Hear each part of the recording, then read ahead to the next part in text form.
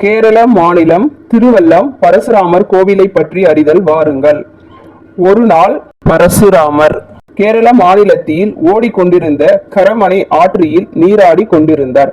அந்த ஆற்றில் அவருக்கு சிவலிங்கம் ஒன்று கிடைத்தது. அந்த சிவலிங்கத்தை ஆற்றின் கரைப்பகுதியில் நிறுவி வழிபாடு செய்ய தொடங்கினார். அப்போது அவர் தன் தாயை கொன்ற பாவம், பல அரசர்களை கொன்ற பாவம் எல்லாம் நீங்கியதாக உணர்ந்தார். அந்த கோவிலிலேயே தன் தாயின் ஆத்மா உயர்வுக்காகவும் மகிழ்ச்சிக்காகவும் பித்துர் தர்ப்பணம் செய்தார். அந்த சடங்கிற்கு பின் அவருடைய அம்மாவியின் ஆன்மாவுக்கு உயர்வு கிடைத்தது தெரிந்து மகிழ்ந்தார். அவருக்கு ஏற்பட்டிருந்த மனம் வருத்தமெல்லாம் மறைந்து போனது. சிவபெருமானை வழிபட்ட அந்த இடம்தான் திருவல்லம் திருக்கோவிலாக தற்போது மாறியிருக்கிறது.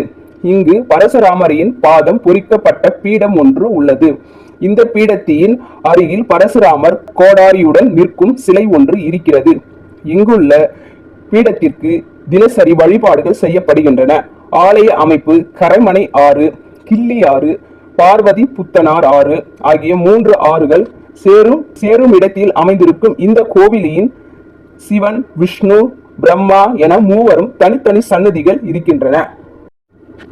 இங்கு அமாவாசை, ஆடி அமாவாசை, தை அமாவாசை போன்ற நாட்களில் திதி மற்றும் பலி கொடுப்பதற்காக பக்தர்கள் கூடுவார்கள். இந்த கோவிலில் உள்ள பலி பீடங்களில் முன்னோர்களுக்கு திதி கொடுக்கப்படுகிறது.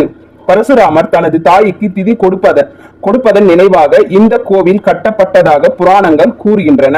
கோவிலுக்கு முன்பாக 9 பலிபீடங்கள் உள்ளன. இந்த பலிபீடத்தில் முன்னோர்களுக்கு திதி கொடுக்கப்படுகிறது.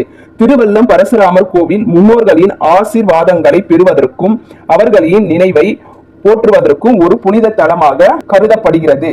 கேரளாவில் திதி கொடுப்பதற்கு முக்கியமான இடங்கள் திருவல்லம் பரசுராமர் கோவில், திருநாவாய நவ முகுந்த ஆலயம் மற்றும் ஆலுவா சிவன் கோவில் ஆகும்.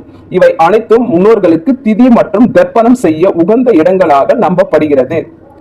அனைவருக்கும் நன்றி.